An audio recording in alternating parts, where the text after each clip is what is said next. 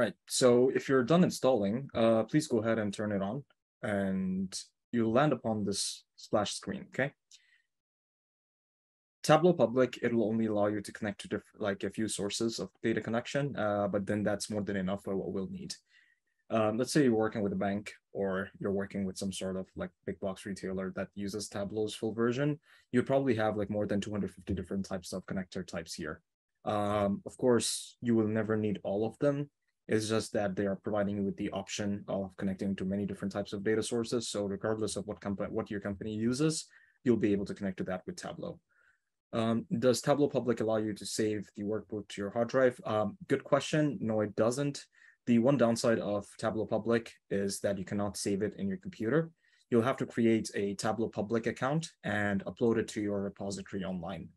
But the way that it works is that it just works like a cloud storage, where you'll just have to like upload it online into your public gallery.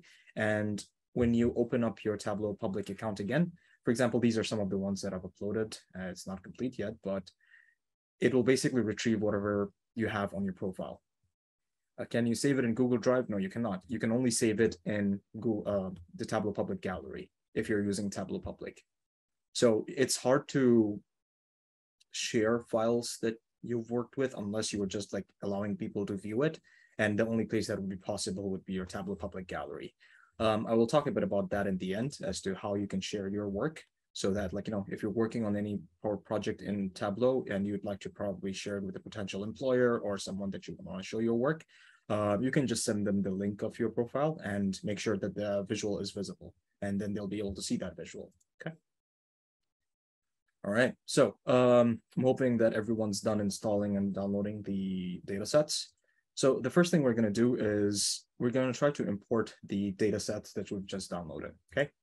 But before we move on to the importing part itself, we have to first understand what kind of data we're working with and what can we do with the data that we have on hand, okay? So what I'd like everyone to do is bring up the data sets that you've just downloaded. So I'm just gonna do that.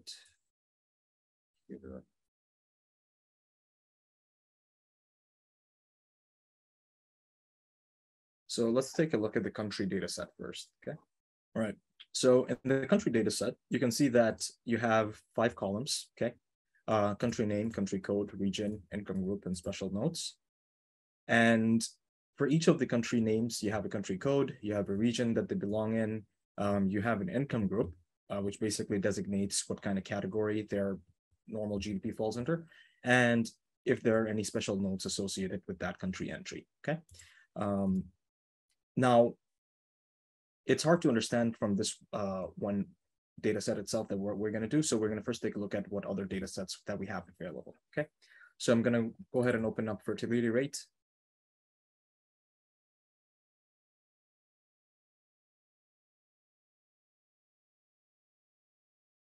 Okay. So within the fertility rate table, you have country name, country code, indicator name, indicator code.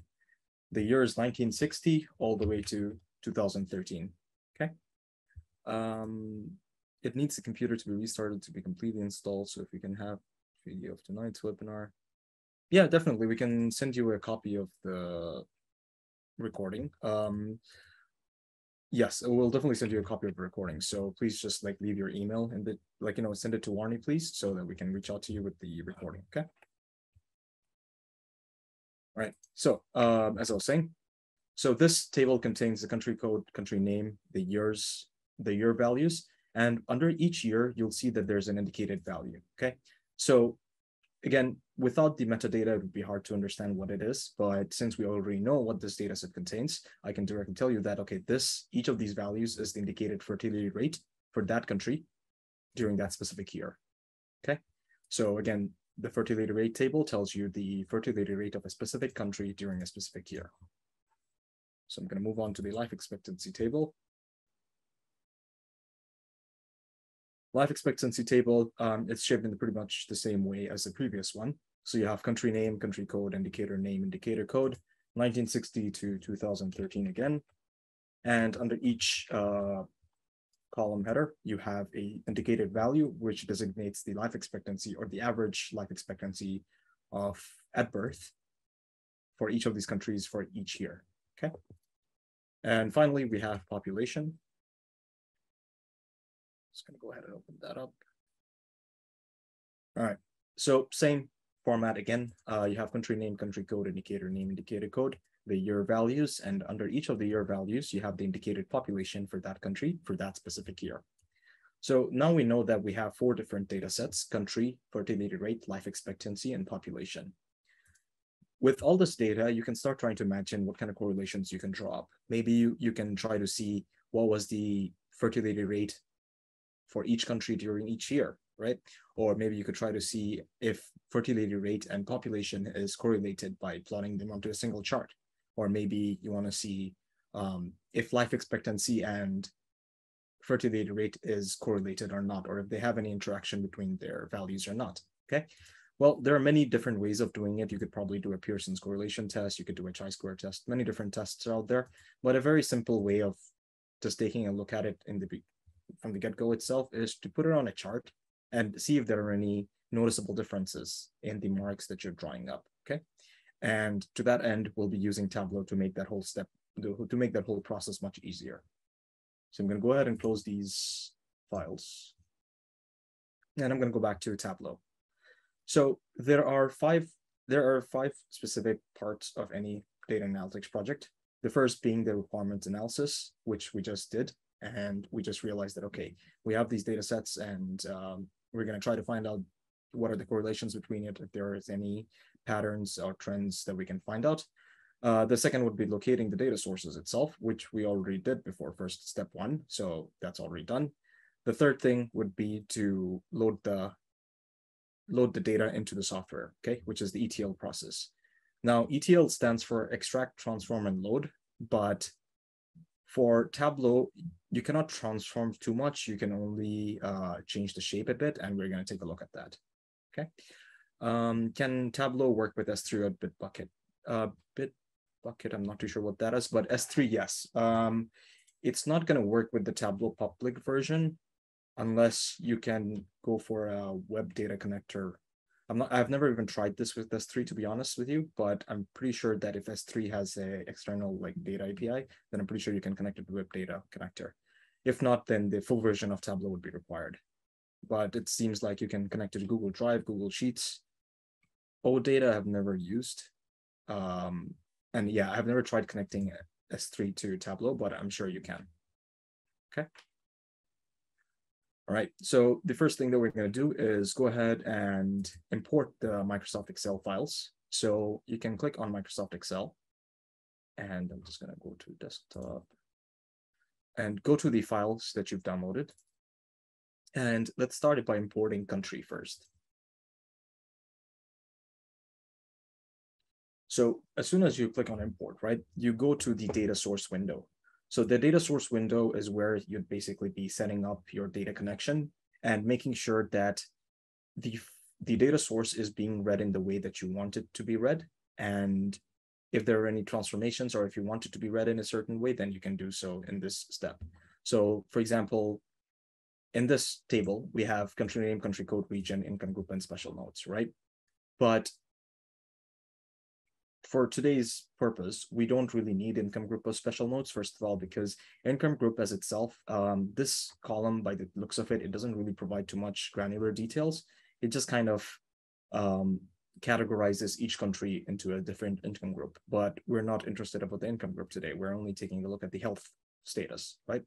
So what we're going to do is right-click on income group and hide it, okay? So what it does is that when Tableau is loading the data from the data source itself, it will not load the things that I've hidden, okay? It's only going to load the things that I'm leaving until here. It's not as if hiding it is actually removing it from the data source itself. It's just that in the connection itself, it's not showing up. And the same thing goes for special notes. Special notes, maybe someone who is creating this data set put in notes about each country. And we don't really need that either. So I'm just going to go ahead and hide it. And we're left with country name, country code, and region. So a few things to note over here is that this is the country column name, sorry, the column name itself. Over here, where you see this little icon, you can click on it and you can see that you can change the data type of it. Now, data types are very important when it comes to working with data sets. And I'm not going to go too deep into that, but you're going to have to make sure that if you want to use any data column for calculations, it'll have to be a number. If you want to use any data column as a date source, then you have to make sure it's date. There are, of course, more nuances that are related to data types, but again, unfortunately, we don't have the time to cover everything, so I'm just going to move forward. Okay, so now that this connection is ready, what we can do is click on this top left icon of Tableau again, and it'll bring us back to the splash screen. And we're going to create another connection. So I'm going to click on Microsoft Excel, click on fertility rate, and it imports the fertility rate table the same way it did for country. Okay, so I'm going to try to clean up this data set as well. I'm going to try to see what is necessary for my visualization, and anything that is not necessary, I'm not going to load it because it's going to unnecessarily, load a lot of data without being used. So things like indicator name, indicator code doesn't really provide us much value into what we're trying to see today. So I'm just going to multi-select it. I usually like multi-selecting because I don't want to click it twice.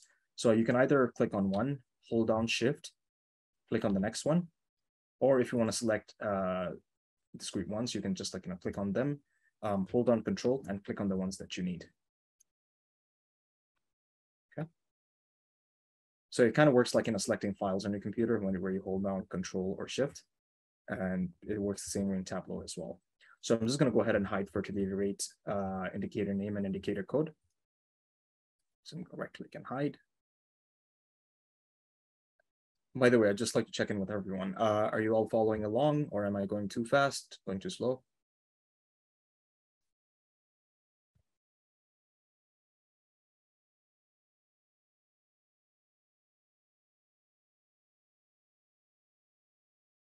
Awesome, perfect.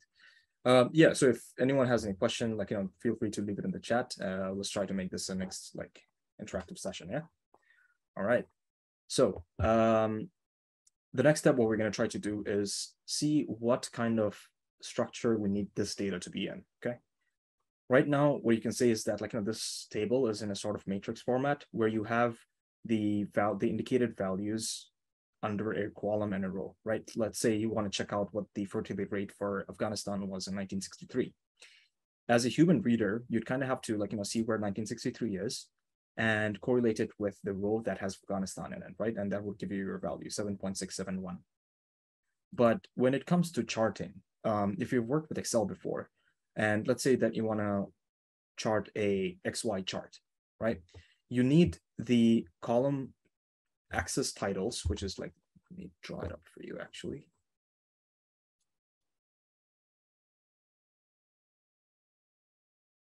Okay. So let's say that you need an XY chart, okay? The ticks itself, which are the tick marks, would be each value underneath a column, right? And the axis title itself would be the column header, right? So let's say when you're working with XY chart, you would have two different columns. The column names becomes the axis title, and the column details are the column rows. They become each tick mark. So what happens if you try to chart it with this structure? What you're going to have is, let's say that, okay, you're going to try to plot country name, each name of country on each tick mark. But when it comes to plotting the year itself, you're going to have 53 different charts instead of one chart that has all the year values, right? Just because you'll have one chart for 1960, one chart for 1961, one chart for 1962, and so forth. So what you need to do is make sure that all of these values, all of these column header values, the year values, they're in one row, they're in one column, sorry, and the next column would have all these indicated values, okay? So one way we could do that is by pivoting it. So try to imagine this. Right now, what the data is, the data's shape is, it's in the wide format, right?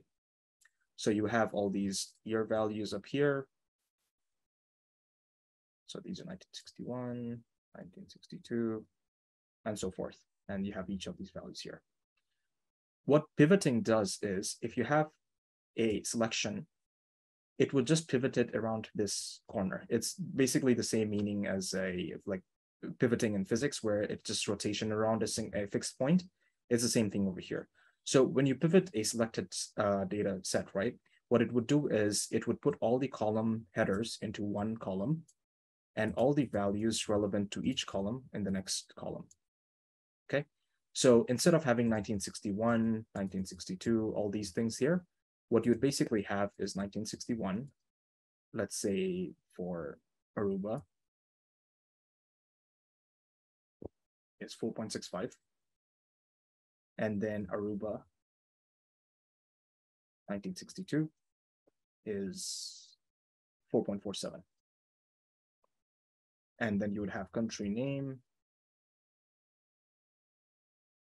year, and this is fertility rate. Okay. When you have the data in this format, it becomes much more simpler to plot it, right? Because you have all the related values here. But in the matrix format, of course, you can plot it, but you're only going to be looking at a single year at one go, right? But what we're trying to do over here is try to see what the health trend has been like. Okay. So I'm just going to remove that. All right. So the way that you'd pivot it is, what you can do is select. So, and then when Aruba amounts for Aruba, yes, that's correct. So once Aruba finishes with like from 1960 to 2013, Andorra would start. And then 1960 Andorra to 2013 Andorra, and then Afghanistan. Okay, so the number of data points remain the same, but just the shape itself changes. So right now you have 56 fields, 215 rows. That's about 56 into 215, 12,040, right? What are you going to have in the end? Let's try to see what's that going to be. Select 1960. I mean, click on 1960's column header. Use this scroll bar at the bottom and scroll all the way to the right while 1960 is selected. Once you're at the right edge, you can hold down Shift on your keyboard and click on 2013. And that will basically select all the columns from 1960 to 2013. Yes, it then becomes a very narrow. Yeah, that's exactly right. So instead of having a white table, you're basically pivoting it to make it into a long format. Okay. And this step is usually students have issue with this step. So again, for multi-selection, it works in the same way that you'll be working with on your file explorer. You click on 1960, go to where your end range is, hold down Shift, click on 2013, and you get everything selected. Okay. So what you can do after that step is right-click on any of the column headers. Try not to click on any of these, like the data label or the data type label or the like sort function. Try to click anywhere on the table, anywhere else on the column, and click on pivot.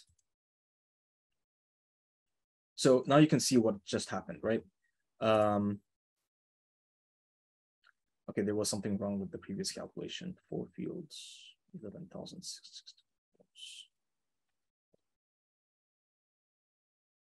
56 fields and 215 rows. That doesn't seem right.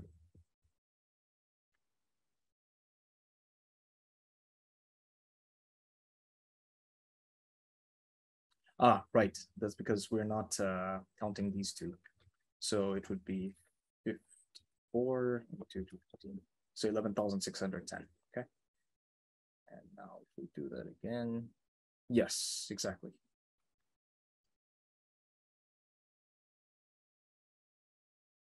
Okay.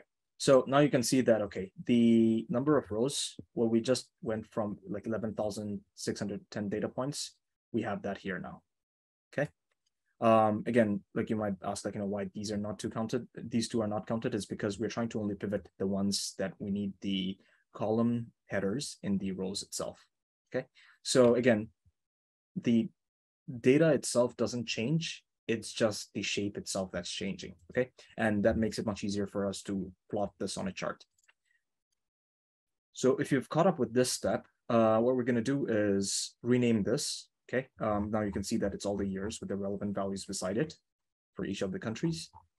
We can just rename this to year. You can either do so by double clicking on the name itself, which is easier, or you could just like click here, click on rename, and name it years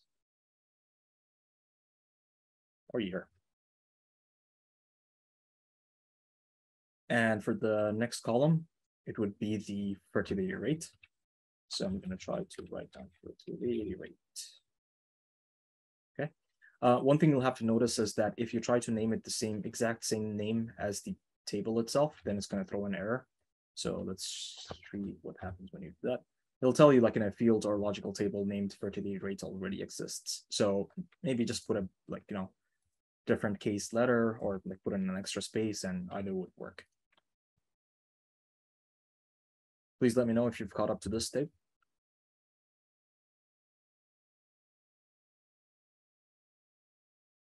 Okay, Jacqueline, which part would you like me to repeat?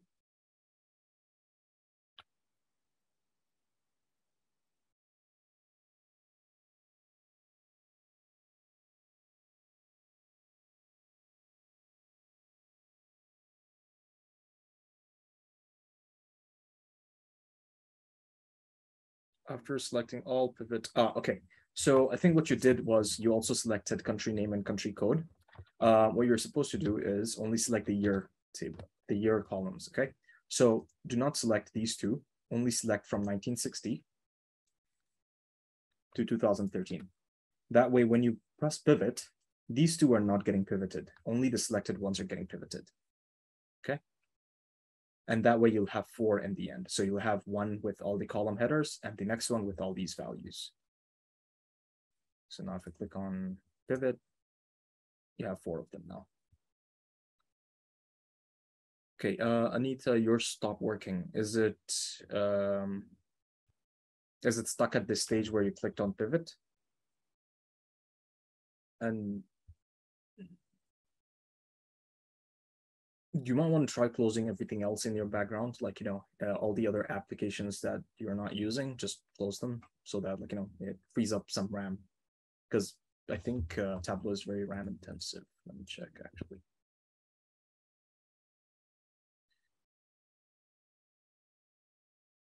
Okay, not really. It just might be processing. So how do you get back from pivot view to the original? Yes, I just use Control-Z. So unfortunately, Tableau doesn't do a very good job of tracking what changes you've made. So you just have to rely on the undo button, okay? How do you, sorry. Does Tableau Public have a limit in terms of number of rows and columns? No, it doesn't. So the displayed limit is there because you don't want to display the whole, imagine it's like billions of records, right?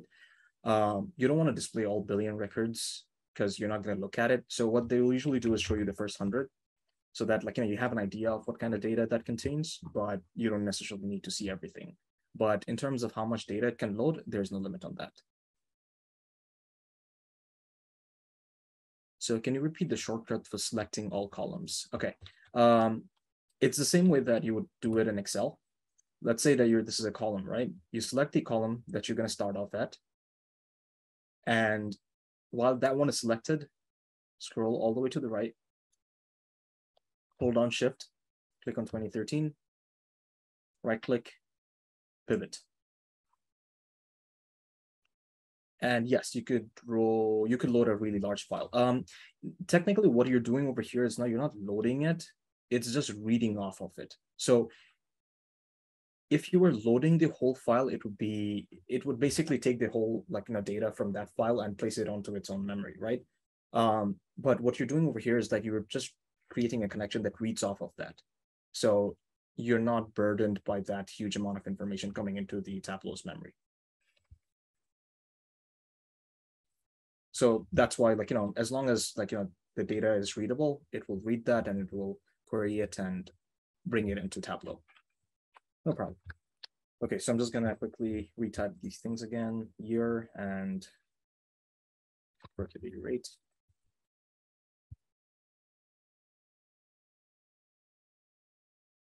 Okay. So I hope everyone's reached this part. So you have country name, country code, year, and fertility rate. So to move on to the next step, I am going to, yes, the data needs to be cleaned beforehand. And this is That's one of the other downsides of Tableau, that you cannot really clean the data. Let's say you have missing columns and stuff, right? The data interpreter will help you a bit, but it's not going to be as accurate, right? There is a new software from Tableau. It's called Tableau Prep, which helps you do that, like, concisely. So let's say, like, you have missing columns or like erroneous data, then you would have to clean that first and then load it in. Otherwise, you're going to have errors whether you're trying to visualize it. Okay, so I'm going to move on to the third data set. So I'm going to click on the top left icon of Tableau again, click on Microsoft Excel, life expectancy, and you get the same table, like same format table again. So we're going to repeat the exact same steps, okay? We don't need indicator name and indicator code. So I'm just going to go ahead and hide those. Select 1960 all the way to 2013. Stop. Right click and pivot. Okay. Once you're done pivoting it, you can double click on it again, rename it to year, and the next one would become life expectancy.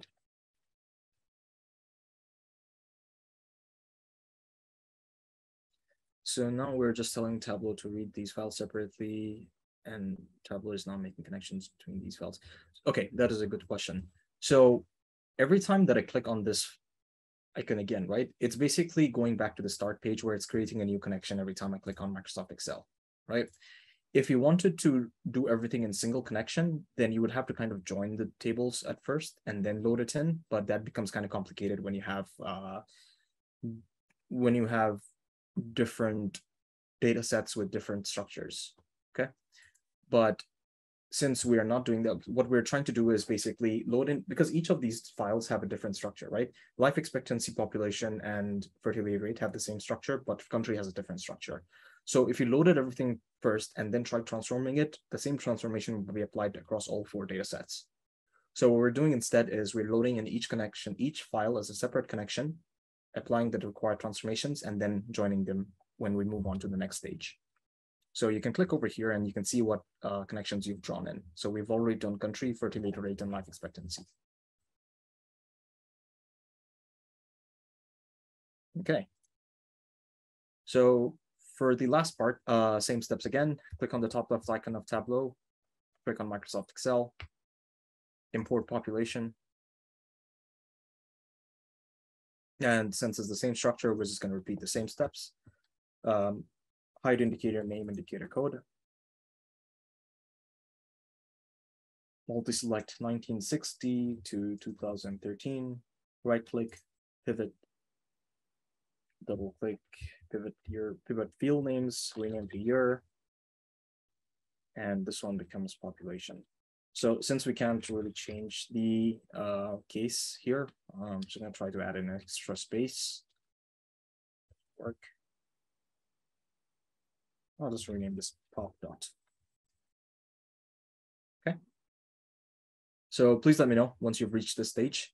You should have all the 4 data sets imported: country, fertility rate, life expectancy, and population, and they should all be in this format. So you have 4 columns in each, except for country, which has 3.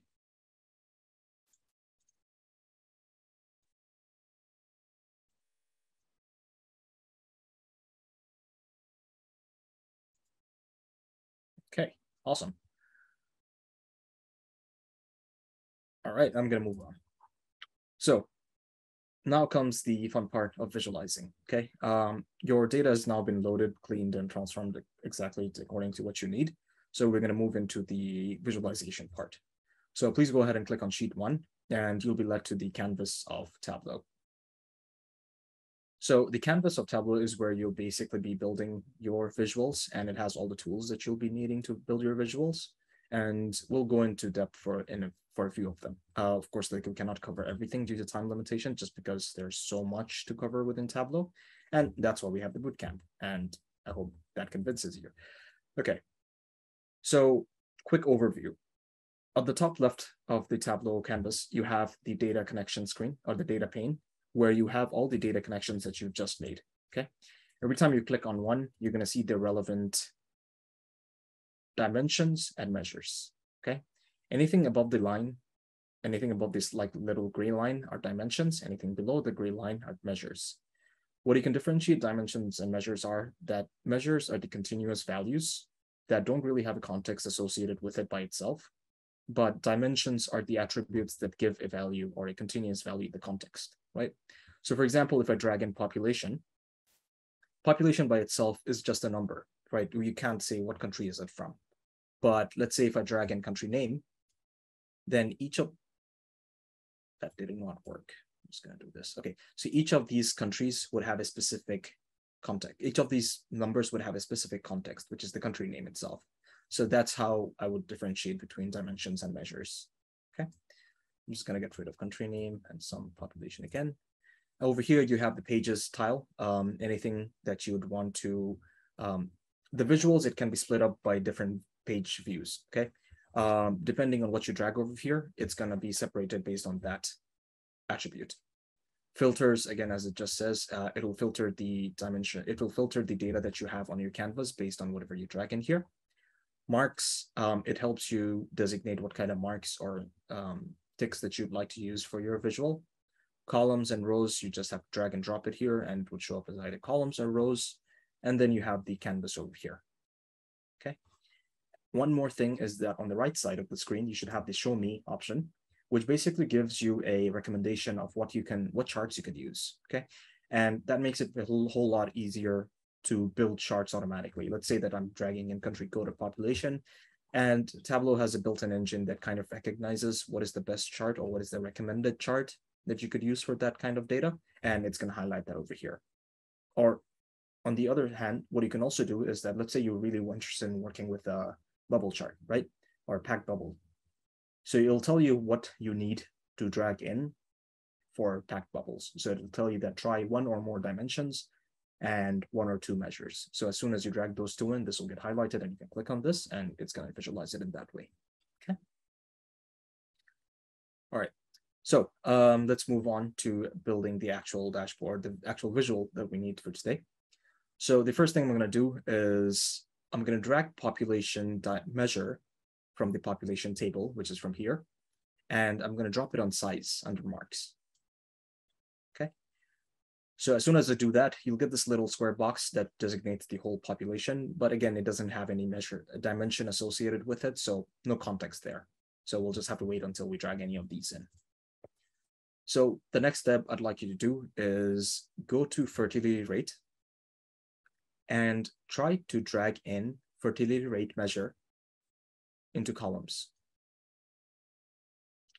You're going to get this error that says fields cannot be used from the fertility rate data source because there is no relationship to the primary data source. In the data window, switch to the fertility rate data source and click at least one link icon to blend these data sources. So remember how one of you asked, like, what we're doing is that we're drawing up all the data connections first and then joining them.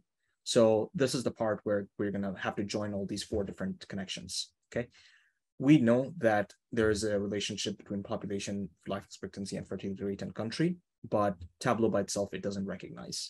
It does recognize, but it's not going to apply automatically, okay? So since we named the fields the same, we have country code, country name, and year, which is same for all of them. It automatically recognizes that there must be some link. That's why it gives you that option immediately. If you don't have that option here, what you can do is go to data, edit blend relationships. And since we dragged in population or the sum of population as the first field, it automatically made the primary data source population, and we'll just leave it as that. One thing about Tableau Public is that once you have defined what the primary data source is, you cannot really change it and make it work with other ones properly. You just have to restart the whole thing. So that's a drawback. But as long as you do this step properly, it'll work just fine. So like I was saying, if the relationships between the primary data source and the secondary data sources are not automatically shown over here, you can go ahead over here, click on custom, and add, edit, or remove as necessary. But since it's automatically detecting them, we're just going to leave it alone. Let's cancel.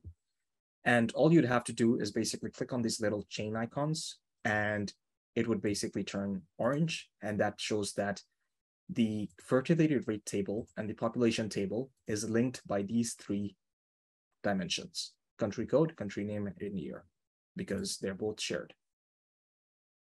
Okay. And you'll see that there's a little orange icon that pops up beside the fertility rate table, and that designates that this is the secondary table, and anything with the blue tick is the primary table. And now you see that like fertility rate is working properly. So let's say I drop this out and I put it back in again. It's going to work just fine. Okay. So please let me know if you've caught up to this step.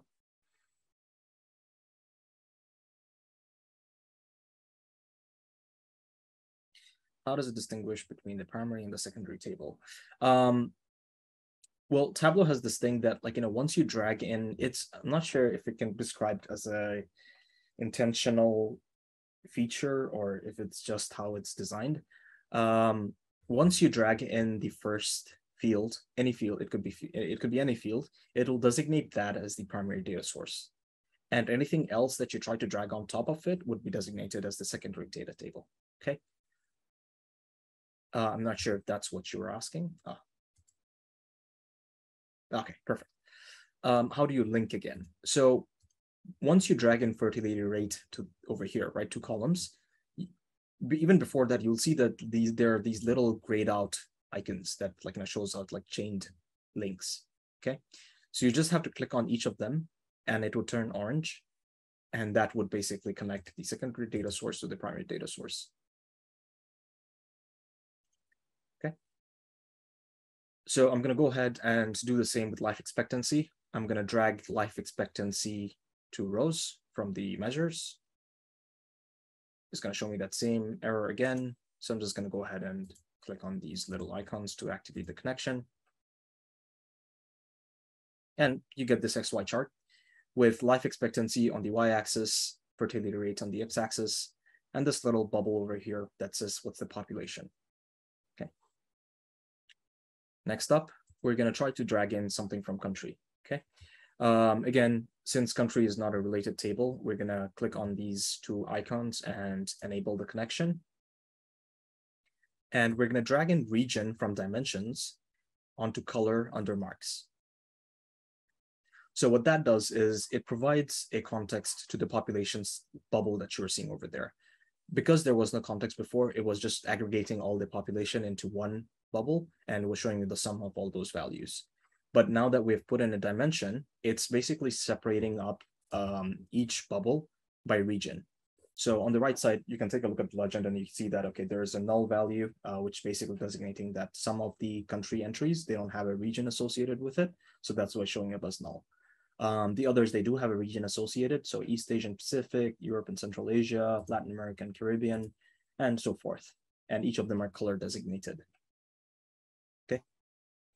So the circles are populations of each region. Yes, that is correct. So when we dragged on population to size, right, what we told it to do is that designate the size of the circle by the size of the population itself. So let's say this circle is smaller than this circle, right?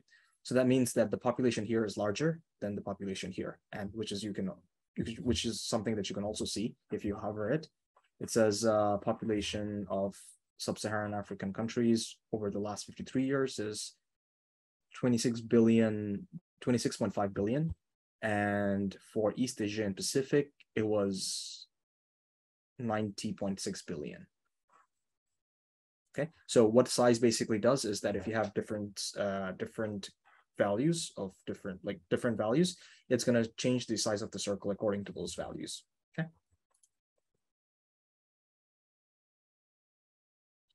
All right, so I'll move on. Okay, so for the next bit, I'm going to go back to population. And right now what we're taking a look at is my values are in count, not sum. Which value are you talking about? Is it the population, fertility rate, or life expectancy? Fertility rate. So if you want to change how it's aggregated, you can click on the icon. Okay. First of all, you have to make sure that it's green. Okay, green shows it's a measure. Blue would show that it's a dimension. So you have to make sure that you're dragging in the correct one first. So it has to be dragged in from the measure part of the table. If you want to change how it's aggregated, you can click on the icon, the drop-down icon right beside the pill. This is what they call a pill. Go to measure, and instead of count, you can just change it to sum. And it's going to change the way that category is aggregated.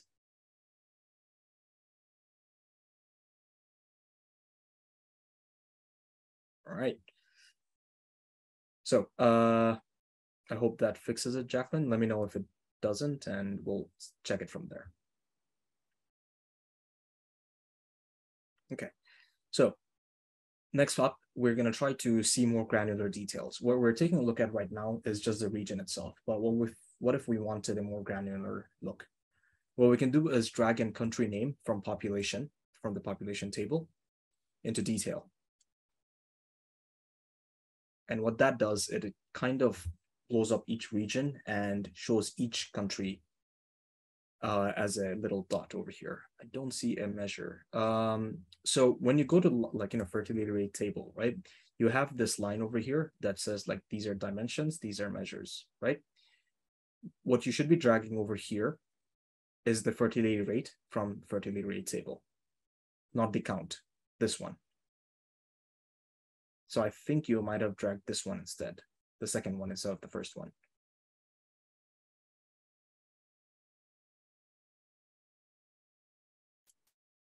Okay. I'll move on, but just let me know. All right. So for the last bit of the stuff to drag in, we are going to also add in year as a filter. Okay. Right now, let's say if you hover over any of these countries, let's say Algeria, right? What you're seeing over here is an aggregation of all the years. Remember how we have 53 different years of data? This is an aggregation of every year. So what we're going to try to do is split up each view by a year. So remember how I said in pages, you can split up the view by whatever you drag in here. So I'm going to drag in year to pages. And as soon as I drag year to pages, you're going to see a new legend pops up over here. And this is your slider for the page. Okay. If you scroll through it, you're going to see the values are moving around. And it basically designates what the values for fertility rate, life expectancy, and the population is for that specific year. So for example, Turkmenistan in 1960, it has a population of 1.5 million. Let's see how it did in 1961. Totally lost it. Oh, there. 1.649 million. Okay. So the pages mark basically changes the view that you're looking at. Okay, I'm just going to increase the size here a bit because OCD. Okay. So right now, what we've done is we've plotted every country with their year, region, population, life expectancy, and fertility rate on the table. The animation part, I'm going to get to that, okay? But we're going to have to make sure that whatever we're doing has a purpose, right? When we put population into size, what we're trying to show is that, okay, if the circle is larger than the other circle, then we know by looking at it itself that, okay, this country's population is larger.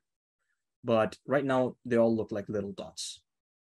So to increase the size of the circle, what you can do is click on marks, click on size under marks, and increase the slider to about 80%, roughly about 80%. So you can eyeball it. There's no specific number. And you can just drag it back and forth and see what fits better on your screen or what fits better to yourself. And one thing about design is that it's purely personal. Your design taste might be entirely different from the next person, and that's entirely up to you into thinking what you think is best, what you feel is best. Okay. So increasing the size a bit, you can already see the difference. Now you can see that, okay, some circles are larger than the other ones. So for example, New Zealand, 1961, 2.41 million. The US, 183.6 million. So you can already start seeing the differences. We're going to try to make that difference a bit more refined by clicking on the drop-down icon at the top right of the screen under the population sum legend. What that will allow you to do is, once you click on edit sizes, you can take a look at what's happening over here. So for around 4,279 people, the circle is about like a little dot, right? The difference between 500 million and 4,279 is about the same as the difference between 1 billion and 500 million. But that is not necessarily reflected within the differences of these circles, right? Like the difference between this and this is quite noticeable, but the difference between this and this, not so much. Okay. And we're going to try to make that more obvious.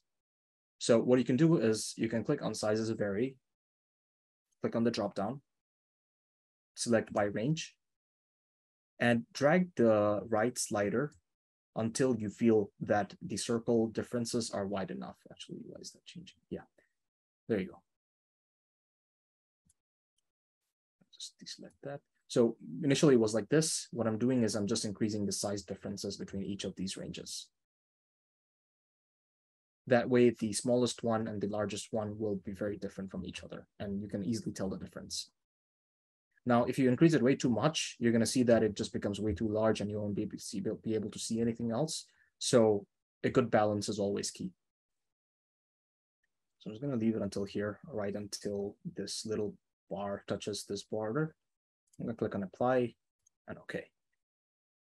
And you can start seeing that, okay, like, you can easily say that out of the yellow, the North American countries, like Canada had 18 million in 1961, US has 183 million. So you can easily tell the differences now. Okay, so I hope everyone's caught up to this stage.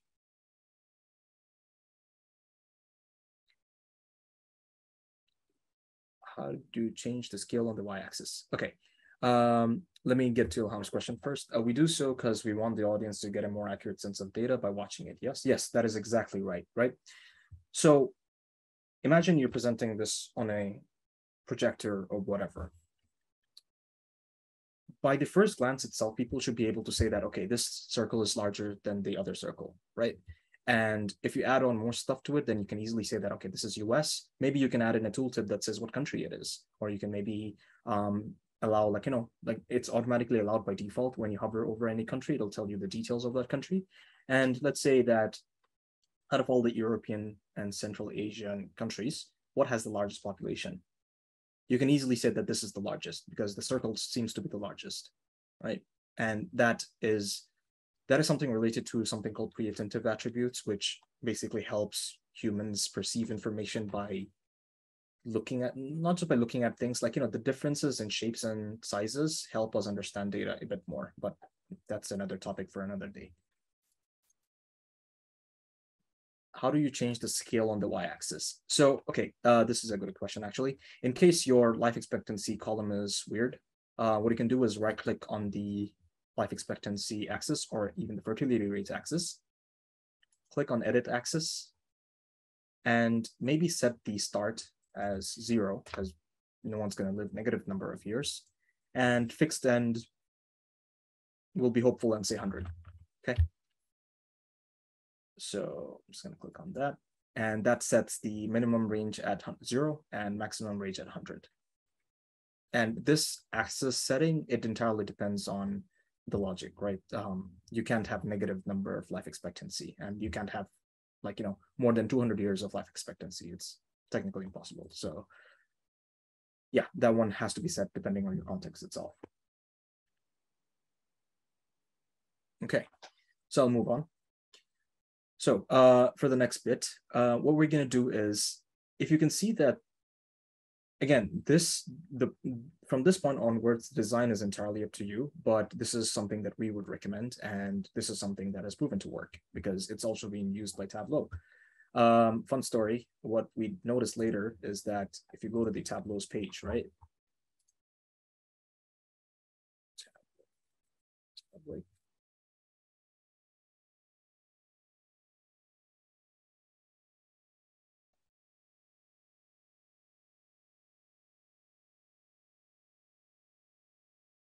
You see this visual? This is exactly what we're creating. Okay, so just fun fact, like, this is exactly what we'll be creating. Okay, so if we want to create something like what we've just seen, right now, the circles, they are all kind of going through each other, and you can't really differentiate between each of them, right? There are like 2 or 3 circles here, but you can't tell the difference because they're all overlapping each other. So what we're going to try to do is convert all of these circles to opaque and add in a light, light border around it, so it's more distinguishable. Okay. So under marks, you can click on the drop-down list and click on circle. And that will convert every circle to an opaque one. And to make it a bit more obvious, you can click on color under marks and add in a very light gray border. So you can just click on border, automatic, and select any of these colors, whatever you prefer. I prefer dark because we don't have any black or white circles, so it'll stand out very clearly, because if you use any other color, it's not going to stand out. So I'm just going to use gray. And you can already start seeing the difference, right? You can see that these are little circles. There are different circles here. But for example, this circle is hiding. No one knows how many circles are behind it, right? So we're going to try to increase the transparency a bit. So if there's anything behind the circle, we're going to easily see it as well. So click on color, change opacity to 70%. So can you repeat how you got the fill circles? So all I did was under marks, I clicked on the drop-down icon, the drop-down bar. So instead of automatic, I changed it to circle. And that basically gives you filled circles or opaque circles. And after that, I changed the border to light gray. And I changed the opacity to 70%. So that if there are any circles behind it, like let's say, for example, over here, you have 2 circles, you're going to see what's behind it as well.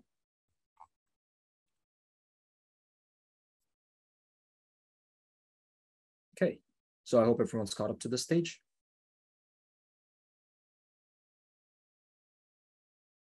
Perfect. All right, so we're almost nearing the end of our visual. So right now you can see the circles, all is great and everything, but you see that, okay, maybe you want to move, but China's population is covering up all the populations behind it. So maybe you want to move East Asia Pacific to the back so that anything with a smaller population can sit in front, right? What you can do is if you go to region, so you go to country in the country table, right click on region, go to default properties, sort, and change data source order to manual. And probably put East Asia Pacific bottom, just so that it's the last one loaded and everything else can sit in front. Okay. So you have East Asia Pacific. Okay, that works. So right now, you're going to see more circles sitting in front. You're going to have more visibility into any smaller circles behind it. Okay. And that is something optional that you can choose to do depending on your data set or your scenario itself. Again, whatever we're doing for this visual is only pertaining to this visual. It's not necessarily that you can repeat the same exact steps for other data sets. It depends on exactly what you need and what your visual needs to be. Okay. So for the last bit, try to imagine this scenario. You're displaying this on a projector, but anyone who's looking at the visual would only be focused over here, but they wouldn't really know what year they're looking at. One way could be that they would have to keep shifting their focus over here back and forth, and that can get tiring, and you're going to miss out a lot of points if the animation is playing pretty fast, right? So it's best if you can localize all the viewing aspect into one spot so that you get all the information from one spot without having to look around too much, right? So to that end, what you can do is right-click anywhere on the chart, click on Annotate and Area. So remember how we added here as pages? What we can do is you can insert page name, and that would insert in dynamic field. So every time the page name or the year itself changes, this field itself would get updated. That way, it's easy to track. Even if it's iterating throughout the different years, this value itself will keep changing, and that gives us a good reference to what year we're looking at. So we're going to highlight this whole thing.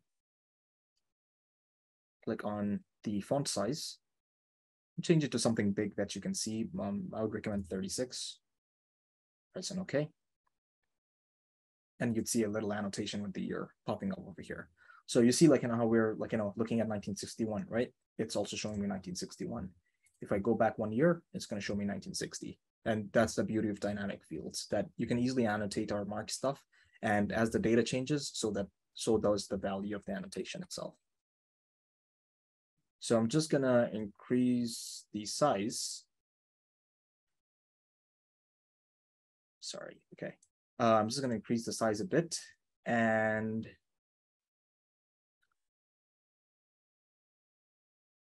click on edit. Sorry, my just for reference, my housemate is messaging there might be a fire in the backyard. So okay. So I'm going to right click on this and click on format. You see how there's a light gray border behind, like light gray background behind it. Let's say that this is sitting on top of here, right? It's going to cover everything that's behind it. So let's say one of these circles happens to move anywhere behind this annotation, wherever I place it on the chart. It's going to hide whatever data I'm trying to see. So to that end, we're going to have to remove this background, the gray background over here. So how I'm going to do that is right click on it, click on format, change shading to none. And that gets rid of the background, or the light gray background that was behind it. So now even if something's sitting behind it, you can still see through the text. Okay, so again, the thing is that in each of these steps that I'm taking, all of it's done in the sense of making it more easily accessible to the audience. So you, as the business intelligence professional or the business intelligence, the data analyst, you have to decide that what is good for your audience. How can the data that you have right now be easily communicated to your audience? And you'd have to adapt your techniques accordingly. Okay, so I'm just going to place this here. And that is pretty much it. So now we're going to see what the animation looks like. For the last bit, what I'm going to do is just to make sure that the animation works properly. This is a bit counterintuitive, but you're going to go to animations under format and turn off workbook default. So for some reason, like in some computers, if you leave this on, the animation does not loop properly. So we're going to turn this off under, so again, go under format, go on animations and turn it off. Okay. So try changing this to the fast speed with the little bar icon on the right side and click on play. And that is the animation that we've been waiting for.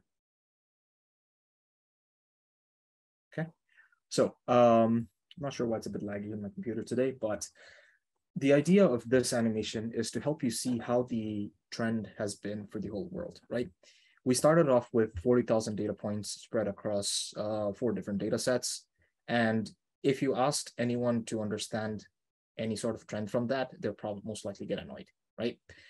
But what we've just done over here is basically making that whole process much easier to understand data. Data at a large scale, much more accessible to everyone, okay? So now let's say that I'm interested in how the health trend has been for Europe and Central Asia. I can just click on this and it would kind of highlight every data point from Europe and Central Asia. And as I loop through it, I can see what the differences are like. Okay. If you wanted to include more details, you can click on show history and it will enable a trail behind it. So you can click on the show history option and you can see that, okay, they're selected, highlighted, manual, all, and you can choose what kind of trail you do want behind it. So I'm gonna just leave it on trail and let's see what happens, okay? Okay, we have to change this to highlighted. Yeah. So once you click on any of these filters, it's selected as highlighted. And once you click on it, you're going to see what kind of trail it leaves behind. And that kind of helps you see what the data movement is like. Okay. So any questions so far?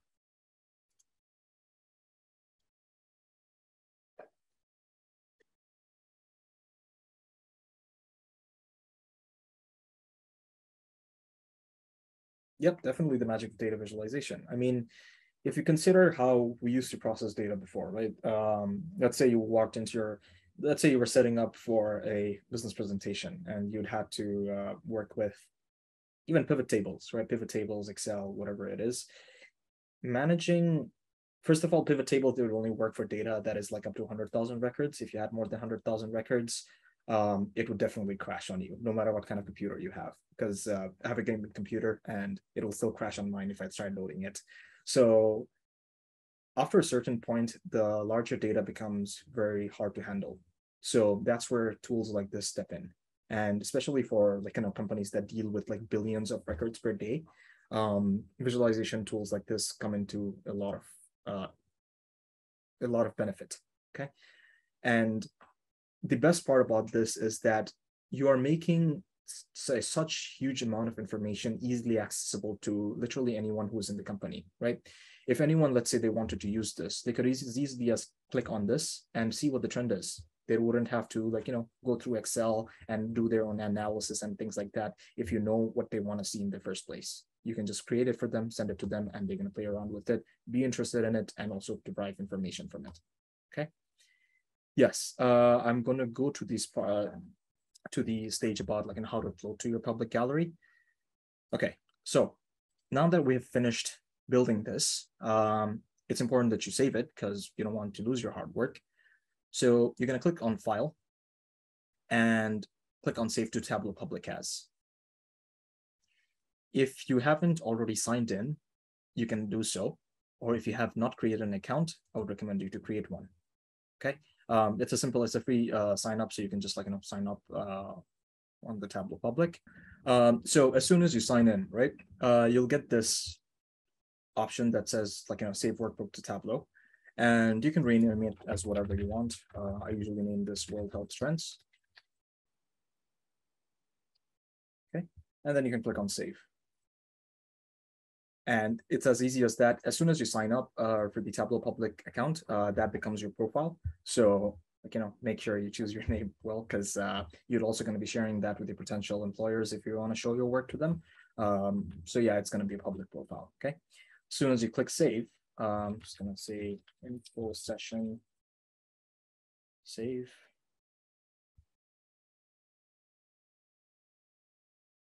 I'm just going to try to pop up a new screen, and this is what I get. Okay.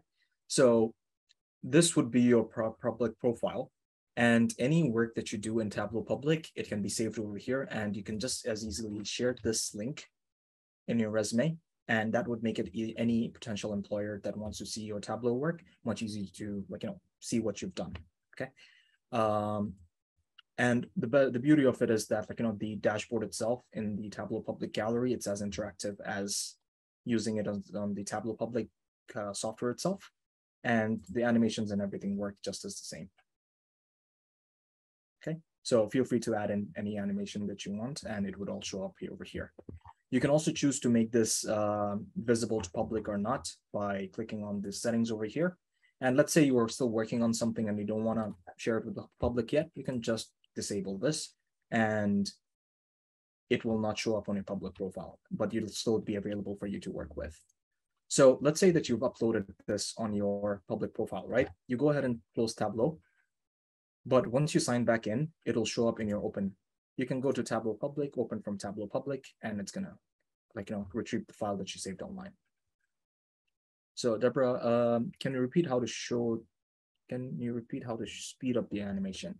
So in the pages pane itself on the right side, you'll see that there are 3 little icons. Okay, this is the speed control. So you can either choose to have the animation go at a very slow rate, normal rate, or fast rate. Okay. And you can play it back and forth. And if in case, once you click on play, it doesn't loop automatically, then you have to make sure to go to format, go to animations, and turn off work default. So I do realize we're 8 minutes over time, but that brings us to the end of our session for today. I hope everyone's enjoyed the workshop today. And if you have any more ideas or requests onto what kind of content you'd like to see, feel free to leave it in the chat down below. And yeah, I'd like to thank everyone again for your time today. And I hope to see you again in the next info session.